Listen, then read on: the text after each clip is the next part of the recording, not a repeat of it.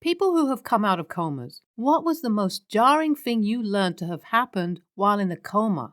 Story 1. He remains in a coma for 2 weeks while they try to save him, all the while telling us he isn't going to make it. Then one morning he wakes up, pulls the tube from his throat, and sits bolt upright in the bed. He fights the nurses until they can get him restrained. From that moment on, he was awake, but had no idea where he was. He didn't know who my brother and I were, nor did he know what year it was. He thought he was in a hospital in Saigon in 1969. He thought my brother was one of his army buddies. He wanted to know when he could go home and see his baby girl, my eldest sister, and his first wife, the one who divorced him in 1971. Then he forgot that much and thought he was in Ohio. We lived in Washington. As a teenager. Then, like someone turning on a light, one day he woke up and remembered nearly everything. The next day, they released him, just like that. He told us the 2 weeks or so after the coma was the most terrifying time of his life. And he did 2 tours in Vietnam, one working on the border of Laos. Everything was like a dream. He'd close his eyes for a second, open them back up,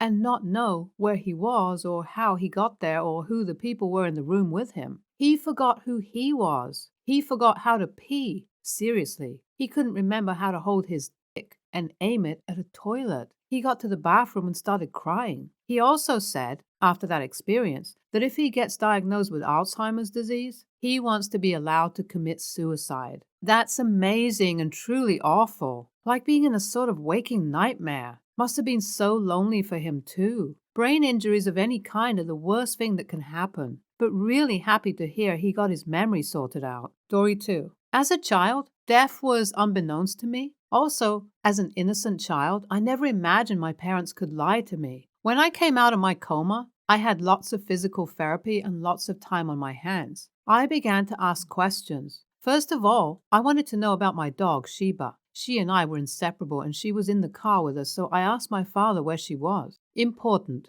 My parents had only recently divorced and my father was already remarried. He told me that Sheba was fine and with my grandfather who was taking care of her. I was thrilled to hear this and went on with it for several weeks. Then, late one evening, the doctors allowed my mother to take me outside for the first time. She took me to a very nice part of the patio and broke the news that while all 3 of us, my mother, brother, and I, survived, Sheba wasn't so lucky. This was the first time I had ever confronted death, and it was the first time I had ever realized my own mortality and how close I came to dying. It still makes me cry when I think back on this. I consider it the day I lost my innocence. Sadly, I have more stories, like finding out that my father tried to block my 8-hour life-saving surgery because he wanted a second opinion while I had brain matter leaking from my ear. I had a friend who was in a partial coma. Not sure of the technical name for his condition, but he was moderately responsive, but obviously out of it and not really in touch with reality. Kind of like someone asleep. He would sort of respond to external stimuli, but it wasn't as if he was aware of what was going on. Anyways, he was a heavy pot smoker, and his father didn't know. Well, while he was in the hospital, he kept doing phantom bong rips in the hospital bed with his dad present. At first, his dad had no idea what was going on, but once he figured out what the motions meant, he was pretty pissed. Kid woke up having to explain a few things. Story 3. Before I met my husband, he'd had an accident, undetermined, in hotel swimming pool. He was in a coma for 3 weeks or so. When he woke up, he had no memory of the accident or being at the hotel, and his body was still swollen from the near-drowning experience. His family says he was so waterlogged he looked like Eddie Murphy in The Nutty Professor.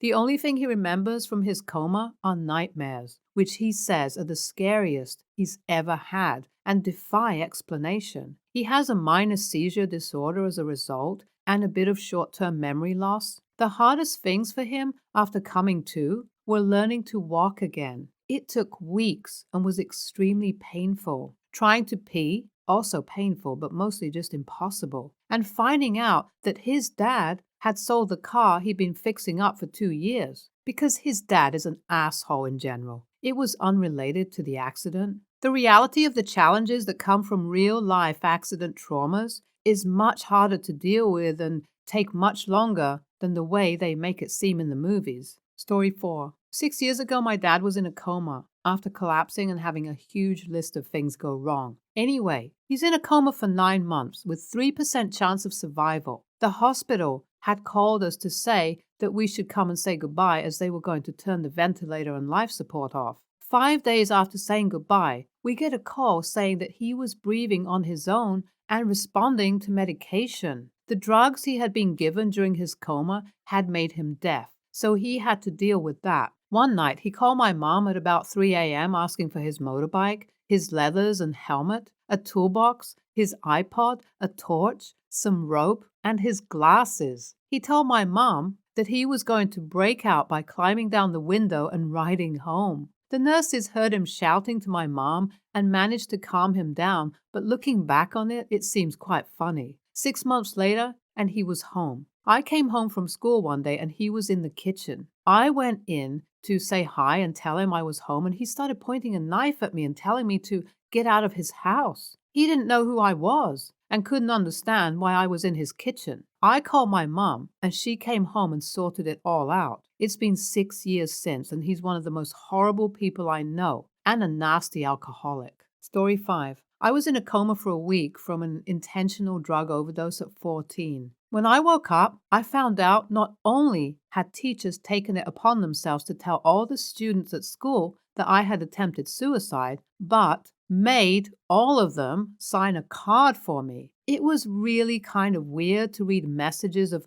"get well soon" from the same girls that had bullied me relentlessly. Rumors, fights, spitting on me, messages on lockers and on bathroom walls, instant messages, notes, to the point I felt like death was the only escape. When I first awoke, though, I had puked up the charcoal still sitting in my stomach onto my lap. It was a thick black vomit. Then I looked up and saw only the white walls of the hospital. I thought I was dead and had arrived in hell. I was slightly relieved to see I wasn't, but that card pissed me off. Although some people really meant their messages, making everyone in my class sign made it a kick in the gut. The same girls that bullied me and called me a psycho that couldn't even die right for cutting and attempting suicide when I returned to school. Where were your parents in all this? These girls should not get away with their bullying. You should have changed schools. Bullying in school should be treated as a crime and punished with imprisonment. No excuses because they're kids. Story 6. Not sure what you mean by come out of coma, but I have 2 situations which should answer your question. First, backstory. On July 30, 1990,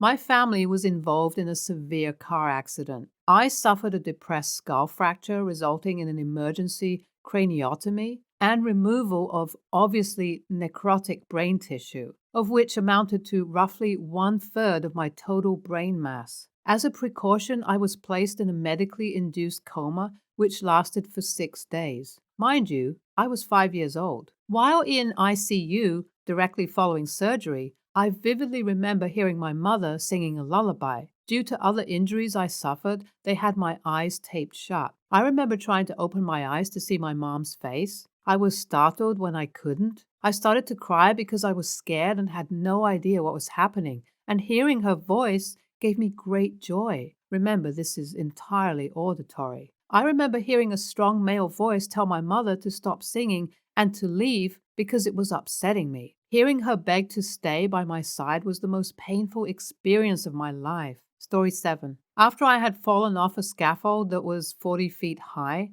I had a major concussion. I was in a coma for almost 9 years. And when I woke up, it felt like I was out for longer than a night's worth of sleep. But I thought that maybe I was out for a few days. My head was pounding. I was really dizzy and my throat was so dry. I reached up and felt my head. And when there was no bandages or wounds, I got so confused. Apparently, I started screaming frantically for the nurse. When the nurses got into the room, I demanded to be taken home. And that's when I found out I was paralyzed from the waist down. Also, my mother, my last remaining relative, died a couple of years before I woke up. I had been basically ward of the state, and the hospice place I was put in wasn't taking care of me very well. I had huge wounds on my back and heels, and I was so frail and thin. I looked like a human skeleton. I was very weak and helpless. My boss had felt bad and left me money in his will. Yup, he died too,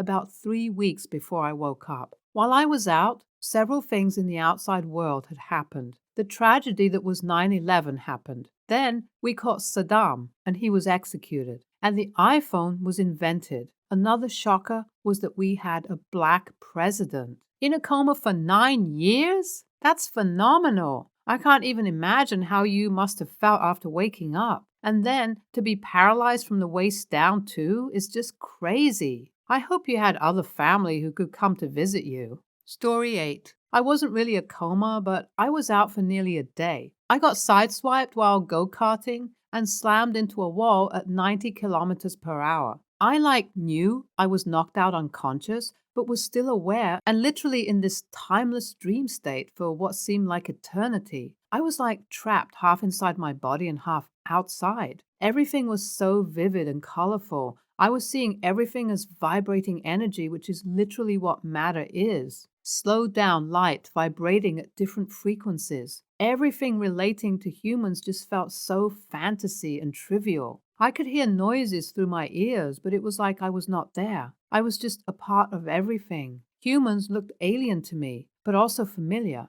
It was like a dream. So it is hard to recall and explain as it happened, but it made me realize that time doesn't actually exist and separation is an illusion. Everything is interconnected. I'm not religious, but I am very open to Eastern teachings such as Buddhism because it explains reality in a way I can relate to. Story 9. I knew a guy who was in a coma for about 2 months. It was more of a medical thing, I guess. I think he's like 70, 75 or so. And of course, being old, shit happens. And he felt really sick one day. So they brought him to the hospital. One thing led to another. They knocked him out and kept him out for 2 months. And throughout that whole time, his entire body was just shutting down and nothing was working right. Everybody thought he was going to die, but they figured out what was wrong with him, patched him up and sent him on his way. But the thing he said that bothered him the most about it was that one day it was April and the next day it was June. He woke up one day and 2 months of his life were just gone. So I guess he didn't really learn anything like some of the other people here. Nobody died. There wasn't a huge disaster or anything. He just learned that he lost 2 months of his life. And that was jarring enough, I guess. That is pretty weird. Like losing all sense of time. 2 months might as well be 2 minutes. Story 10. My dad's tale. Last November, my dad was sick with what he thought was a cold. He went to an after-hours clinic and they did a chest x-ray and spotted something in his lung. Told him he needed to schedule an appointment with an oncologist. It wasn't a cold, but he would be fine until then. 2 days later, I go to check on him and find him pretty much passed out on his couch, barely conscious. Call a nurse friend and my brother. It appears almost like an overdose to me. The other two agree. We check his meds and notice he has some narcotics prescribed for back pain. Turns out he was so sick he took the medicine, fell asleep, woke up and forgot he took it, and took it again. He was essentially ODing on opiates. At the hospital, they get him out of the overdose, but his lungs are barely functioning, and he is showing signs he may have had a heart attack. Eventually, they decide to induce a coma and airlift him to the nearest VA hospital. The VA initially tells us he probably has cancer and his lungs are full of fluid, but it was an infection that turned into pneumonia. He aspirated some of his stomach acid, bad reflux, and it burned ulcers inside his lungs, which then turned into abscesses, cysts. These made it easy for him to contract pneumonia. The doctors managed to kill that with tubes and lots of antibiotics and antivirals. Story 11. My story is close to the subject matter. My sister had a massive heart attack at 39. They lost her in the ambulance and had to use the paddles. She responded. However, in the ER, they lost her again. This time, she was given chest compressions. Ended up having a bypass. She's fine. But months later, I asked her what it was like getting CPR. She said that all she remembers is wanting this big guy to stop pushing on her chest. She said she was helpless to do anything but was aware what he was doing. I think it probably feels really strange. Some people are in coma at this stage and not aware of what's going on, but it sounds like your sis was aware. Story 12. My dad was put into an induced coma, I think. I'm not sure whether it was induced or not. A few months ago, upon falling from a pretty big ladder. He's with it now for the most part, but when he just recently came from the coma at the hospital, he couldn't remember me, being his 17-year-old son, or my older sister, but he could remember my 3 other siblings as he came to. He couldn't be swayed and thought that I was a lot younger than I am, and couldn't shake the fact that I'm 17 for a while. He also forgot my name and was pretty violent to nurses and the like. He's fine now except from a couple of little details, but he's fully functional and remembers everything. He spent 2 months in hospital for the injury. Story 13. I worked in an army hospital in Germany in the 1970s. During a field exercise, a convoy of jeeps and Gamma Goat, all-terrain vehicles, went through a barrier in fog and ended up going down the side of a mountain. 5 vehicles pancaked each other. The lead driver was the worst off. Head injury, in a coma 3 days. Lots of other banged-up troops went to the hospital too. Driver came out of a coma, saw his buddies and freaked out. He was so sure they died. He swore he'd seen it happen. So he was certain he had died too and was paying for his sins in hell. Yes, it's possible he had an out-of-body experience and saw everything happen, but didn't realize he was out. Freaky indeed. Story 14. I was in a coma for nearly 2 months. When I came to, I didn't know how to read or write, had difficulty talking, had to learn how to eat and drink again, as well as gain strength back to even sit in a chair. It took me a few months to go from being able to sit up to actually walking without a walker. I lack about a year or more worth of memories from my early 20s. I also suffer from mild PTSD due to memories my brain created while in the coma of events in my life that never happened, that were horribly traumatic. I have horrible nightmares due to those memories still. I also dreamt of events I saw happen over the next few years after coming out of the coma. I don't know if all of that is common, just my little experience. Story 15. I was in a coma for about 3 weeks and my short-term memory wasn't working when I came out of it. They would give me 3 coins and I couldn't add them up because I couldn't store the intermediate result. When it sorta, kinda started working, I would notice the state of the room, it would change, and I wouldn't remember the change. That means life was dreamlike. Stuff happened that didn't make sense. Plus, my last memory was at college, independent and living on my own. After my coma, I was in the hospital, surrounded by nurses helping me out. A complete environment change. My big day? The day I got a day pass out of the hospital and went to university. That was when I went. Oh shit, it's not a dream. I will never forget the moment